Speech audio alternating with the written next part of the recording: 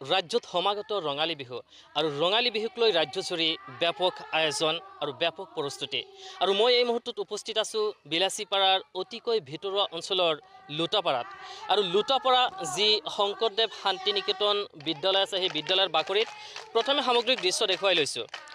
এই শংকৰদেৱ শান্তি নিকেতন বিদ্যালয়ৰ যি বাকৰি আছে এই বাকৰিত কিন্তু লুটাপাৰা অঞ্চলৰ বোৱাৰী জীয়ৰীসকলে এনেদৰেই কিন্তু যি সমাগত ৰঙালী বিহু আছে সেই ৰঙালী বিহুৰ প্ৰস্তুতি চলাইছে। বিলাসীপাৰাৰ লুটাপাৰাৰ পৰা দেখুৱাই আছোঁ আৰু যদি সম্ভৱ হয় মই কথা পাতিবলৈ চেষ্টা কৰিম, যেহেতু বিগত 2টা বৰ্ষত ৰাজ্যত অনুষ্ঠিত হোৱা নাছিলে, অনুষ্টুপীয়াকৈ অনুষ্ঠিত হৈছিলে ৰঙালী বিহু। আগতীয়াকৈ ৰঙালী বিহুৰ শুভেচ্ছা জনাইছোঁ। ধন্যবাদ আপোনালৈও আৰু আপোনালোকৰ চেনেলটিলৈও মোৰ ফালৰ পৰা আগন্তুক ৰঙালী বিহুৰ অলেখ শুভেচ্ছা আৰু শুভকামনা থাকিল। যেহেতু বিগত 2টা বৰ্ষত ৰাজ্যত ৰঙালী বিহু অনুষ্টুপীয়াকৈ উদযাপন কৰা হৈছিলে কোভিডৰ বাবে, এইবেলি যিহেতু কোভিডৰ প্ৰট'কল কিছু পৰিমাণে হ্ৰাস পাইছে, কি জনাব?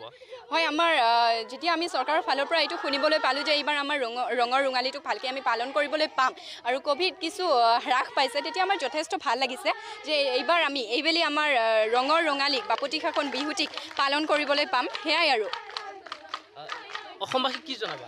অসমবাসীক আগন্তুক অসমীয়া নৱবৰ্ষ আৰু ৰঙালী বিহুৰ অলেখ শুভেচ্ছা আৰু শুভকামনা থাকিল। আশা কৰোঁ সকলোৱে আমাৰ এই বাপতিসাহোন ৰঙালী বিহুটিক উল্লাসেৰে পালন কৰিব আৰু এনেকৈয়ে আমাৰ এই ৰঙৰ ৰঙালীটোক জীয়াই ৰাখিব। গাঁওখনৰ নাম কি আছিলে? আমাৰ গাঁওখনৰ নাম লুটাপাৰা।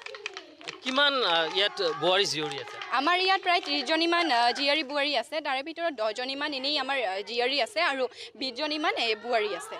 হয়, এনেদৰেই কিন্তু লুটাপাৰাৰ যি শংকৰদেৱ শান্তি নিকেতন বিদ্যালয় আছে সেই বিদ্যালয়ৰ বাকৰিত কিন্তু এনেদৰেই ৰঙালী বিহুৰ যি প্ৰস্তুতি আছে সেয়া আমি দেখিবলৈ পাইছোঁ, দেখাই আছোঁ আৰু কথা পাতিবলৈ চেষ্টা কৰিম। বাইদেউ, আপোনাৰ ওচৰত আহিছোঁ, প্ৰথমে ৰঙালী বিহুৰ আগতীয়াকৈ শুভেচ্ছা জ্ঞাপন কৰিছোঁ। ধন্যবাদ আপোনালোকলৈ। যিহেতু বিগত 2টা বৰ্ষৰ কোভিডৰ বাবে ৰঙালী বিহু অনুষ্টুপীয়াকৈ উদযাপন কৰা হৈছিলে, এইটোৰ যি প্ৰট'কল আছে সেয়া সিমান পৰিমাণে নাথাকিব, কি ক'ব? হয়, আমি তাৰ কাৰণে কোভিড নথকাৰ কাৰণে বা আমি কৰোণা নথকাৰ কাৰণে নোহোৱাৰ কাৰণে উঠাই লোৱাৰ কাৰণে চৰকাৰে আমি ভালকৈ বিহুখন পাতিম বুলি ভাবিছোঁ। সকলোৱে মিলিজুলি আমি আখৰা চলাই আছোঁ। ইয়াত আমাৰ বিলাসীপাৰা লুটাপাৰা ৰাইজে সকলোৱে মিলি আমি একেলগে ইয়াত আখৰা চলাবলৈ আৰম্ভ কৰিছোঁ। কিমানজন আছে এই আখৰাত? হয়, আছে আমাৰ ইয়াত প্ৰায় 25-30জনমান আছে। আমি সকলোৱে মিলিখিনি এনেকৈ আখৰা আৰম্ভ কৰি আছোঁ। আগন্তুক ৰঙালী বিহুলৈ অসমবাসীক কি জনাব? হয়, মই অসমবাসী সকলোকে মই ধন্যবাদ জনাম।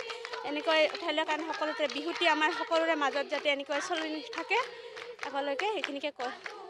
হয়, এনেদৰেই কিন্তু লুটাপাৰাত কিন্তু বোৱাৰী জীয়ৰীসকলে যি আগন্তুক বা সমাগত ৰঙালী বিহু আছে সেই ৰঙালী বিহুৰ প্ৰস্তুতি চলাইছে। যিহেতু বিগত 2টা বৰ্ষত কিন্তু কোভিডৰ ত্ৰাসৰ বাবে ৰাজ্যত কিন্তু অনুষ্টুপীয়াকৈহে অনুষ্ঠিত হৈছিলে ৰঙালী বিহু। এইবেলি যিহেতু কোভিডৰ প্ৰকোপ কিছু পৰিমাণে হ্ৰাস পাইছে, যাৰ বাবে কিন্তু ৰঙালী বিহুক লৈ ৰাজ্যৰ ভিন্ন প্ৰান্তৰ সমান্তৰালকৈ বিলাসীপাৰাৰ লুটাপাৰাৰ বোৱাৰী জীয়ৰীসকল যথেষ্ট উৎফুল্লিত আৰু আনন্দিত হৈ পৰিছে আৰু এনেদৰেই কিন্তু যি আগন্তুক ৰঙালী বিহু আছে সেই ৰঙালী বিহুৰ প্ৰস্তুতি চলাইছে।